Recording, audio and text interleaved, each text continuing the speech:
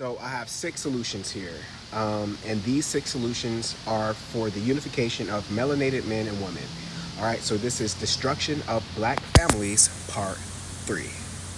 Okay, so I wrote down six solutions. I'm gonna try to make this video as short and sweet as possible. Okay, so let's get into these solutions. Number one, we need to start choosing better examples for ourselves and the youth. What does this mean? Well, why do we support artists that glorify gang culture? Why do we choose them? And we do choose them by giving them our attention, our time, and our money, okay? So when you go to a concert, this is an honest question. When you go to a concert and you sing that Beyonce song for a couple of hours and you go home, what did you learn? When you go to a Lil Wayne concert, Young Thug concert, and you come home, what did you learn about yourself in the world? Now, I know it's to have fun, but if you're going to a concert that's talking about shoot 'em up, shoot 'em up, shoot 'em up, twerk, twerk, twerk, gang, gang, gang, those are instructions for your subconscious mind. Know this. The frequency of music is extremely important, and the people that weaponize music to target your chakras, they know this. Okay, why do we support artists that support the objectification of women? Right?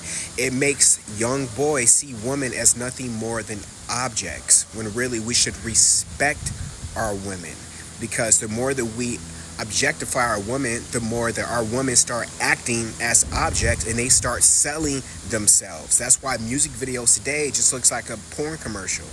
So how about we starve the negativity and we start feeding the messages that uplift us in our community?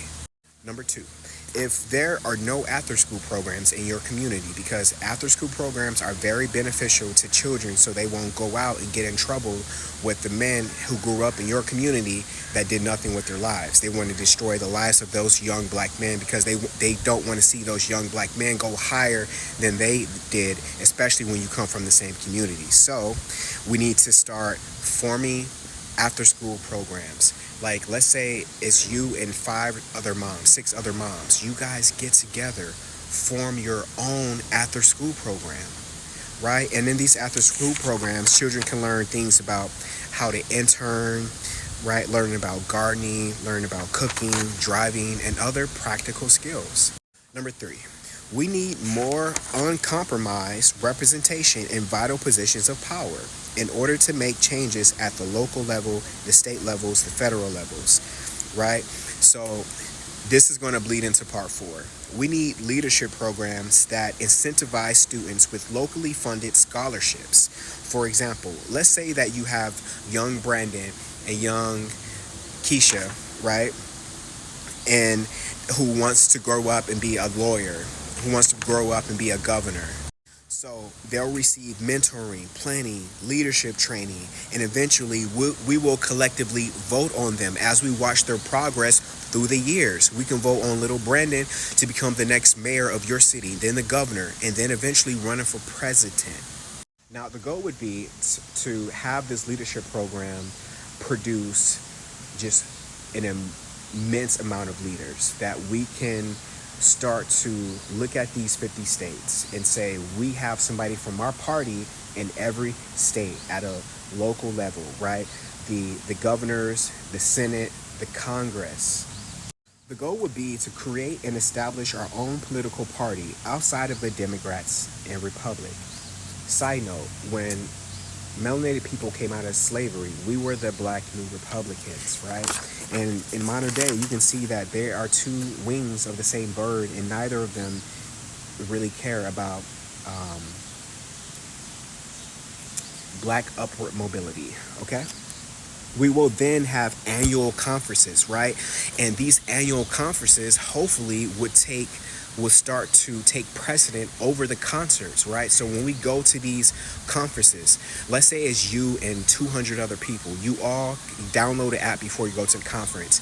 And on that app, you will receive like 50 different questions that you can vote on. And these questions, your vote makes a difference.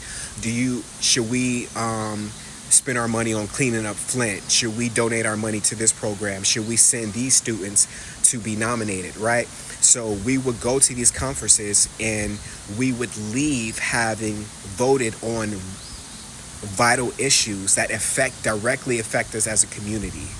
In that way, you won't have a false sense of assisting our culture. You have direct links to us building us. And then once these issues are voted on, the representative that we voted on from our party would then take them back to their state and then push those into the levels they need to be pushed until it reached Congress, until it reached a level that it can affect us and your children. Number 5, we need to start practicing group economics, like the plan suggested by Dr. Claude Anderson. Much love to Dr. Claude Anderson. This way, our money could establish prominent indigenous neighborhoods, because we are indigenous peoples, in every state, with grocery stores, bank, dentist offices, hospitals. Like Black Wall Street, we can create a Black Wall Street in every state. Places that are like solace, places that we can go to and we don't even have to worry, like, are we accepted in this neighborhood? Do we have to code switch to be in this neighborhood? No, because in that neighborhood, it's us. And when I say us, people won't go there and you won't see like fried chicken spots, liquor joints, Planned Parenthoods. Like, you won't see those places that you are used to seeing in our neighborhoods. You would go, and our neighborhoods would be like old world melanated neighborhoods, like the way Chicago used to be before modern day Chicago. Neighborhoods filled with people playing their parts, whether it be a lawyer, doctor, counselor, plumber, gardener. And I'm not just focusing on these federal positions. We need men and women with skills, with trades, right? Okay, so a neighborhood filled with all of us getting along, because that's important. They like to push this narrative of melanated people don't know how to get along because we are strategically divided by their entertainment. Okay, let me get on. Number 6. So finally, number 6, we need to starve the industries that profit off of Black culture but don't contribute to our culture. Your children only want Nikes because you do. Hello?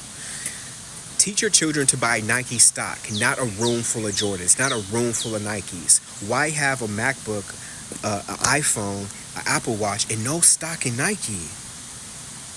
Hello? We need to teach ourselves and the youth to invest in real wealth, not symbols of wealth, right? Okay, so I really want to see the chains loosen from our people. I want to stop seeing shit like this.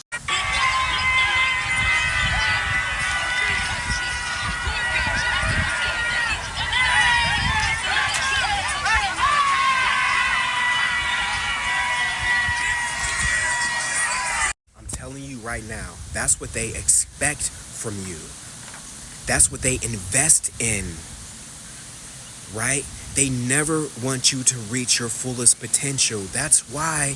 Do you think that these rappers that they put in front of you are really talented, or are they pushing a message that's going to keep you in the sunken place?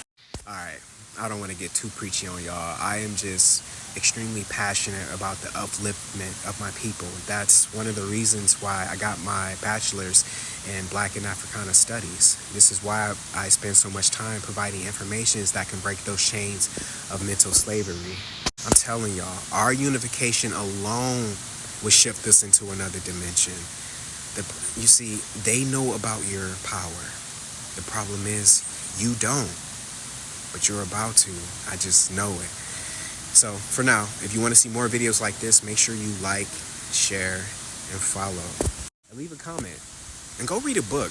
I'll see y'all next time. I love you. Peace.